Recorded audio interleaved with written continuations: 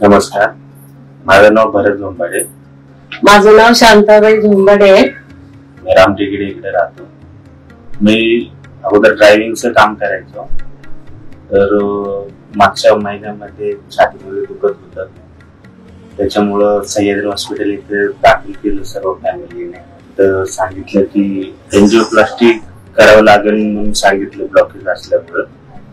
माझ्या मुलाला त्रास झाला, छातीत दुखत होतं, पैशांचं वगैरे खूप प्रॉब्लेम होता.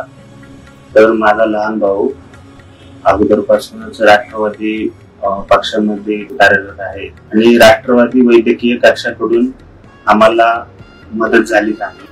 बिल काहीतरी 2,10,000 आलं होतं.